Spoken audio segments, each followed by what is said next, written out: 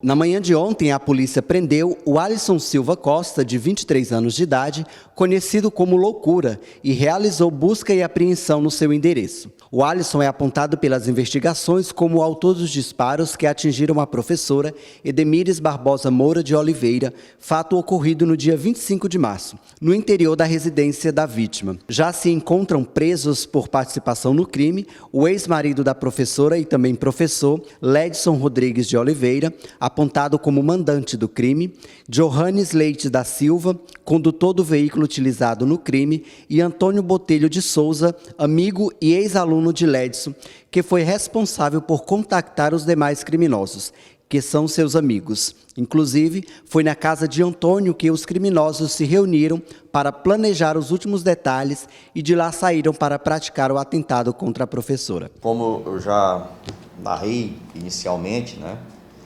nós conseguimos traçar toda a trajetória do veículo e pegamos no momento em que uma pessoa descia do veículo, lá no bairro Nazaré, e foi até o bairro São Félix, em frente à casa do Antônio Botelho.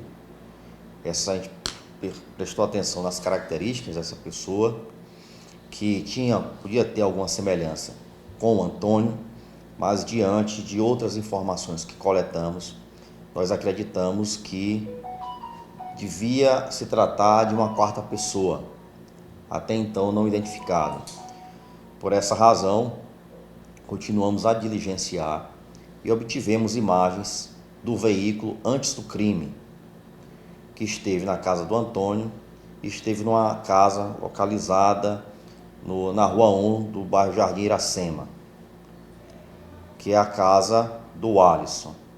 Então, depois de identificado como sendo a pessoa que, inclusive, as imagens revelam que entrou no carro junto com o Johannes alguns minutos antes da prática do crime, a gente deduziu que, portanto, o atirador seria o Alisson.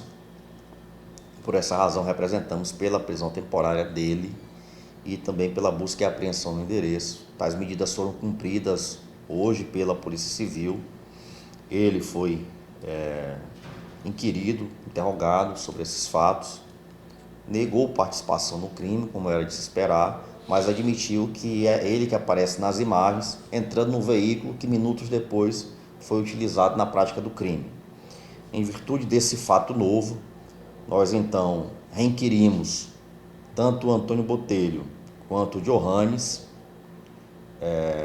perquirindo sobre a participação do Alisson, e eles então admitiram que sim, o Alisson participou do crime, foi o Alisson que realizou os disparos e que antes eles não tinham revelado porque o Alisson estava ameaçando a família de ambos, ameaçando de morte a família de ambos, caso o delatasse.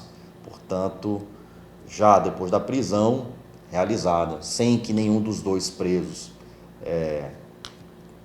indicassem, apontassem o Alisson como o autor do fato, eles então, livres desse rótulo de ter entregado o companheiro, se sentiram mais à vontade e contaram sobre a participação do Alisson. O Alisson já tem passagem pela polícia e é investigado pelo crime de tráfico de drogas.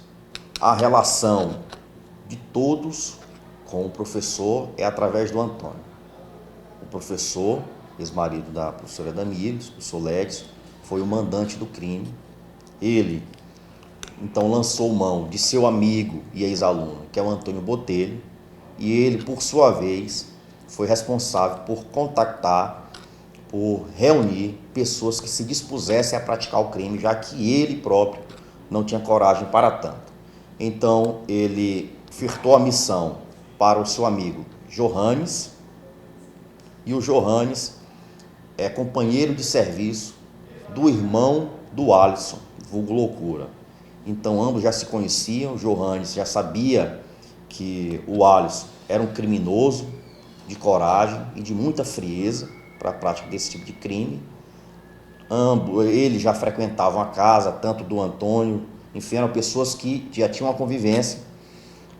Então se reuniram e combinaram praticar esse crime, e ficou demonstrado que quando o Johannes sai do trabalho, depois de pegar o carro emprestado, ele passa na casa do Antônio, em seguida vai até a casa do Alisson, pega o Alisson, voltam para a casa do Antônio e de lá saem para praticar o crime. Depois da prática do crime, o Alisson pega o mototáxi e volta para a casa do Antônio, e o Antônio é quem o leva de volta até a sua casa no bairro Jardim Iracema. Portanto, fica muito claro toda essa trama envolvendo essas 4 pessoas, e a Polícia Civil dá o caso como esclarecido. O inquérito ainda não foi concluído, porque nós estamos produzindo uma série de relatórios com as informações que temos recebido das quebras de sigilo diversas que foram solicitadas nos autos, mas os nossos elementos já são suficientemente robustos para apontar essas pessoas como participantes do crime, inclusive com a admissão da culpa do Johannes e de ter apontado o Alisson, tanto ele quanto o Antônio apontaram o Alisson como sendo a segunda pessoa que estava no carro e, portanto, aquela que realizou os disparos. Não, a arma não foi localizada, lamentavelmente. Tínhamos a esperança de localizar, mas também já acreditávamos que seria uma missão muito difícil, já que o Alisson é um criminoso experiente, embora de pouca idade.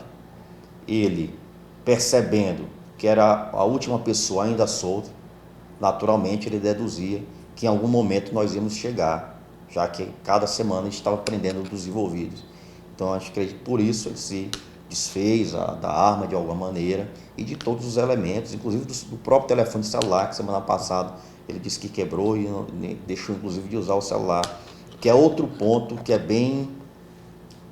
é um ponto em comum entre todos os envolvidos, né?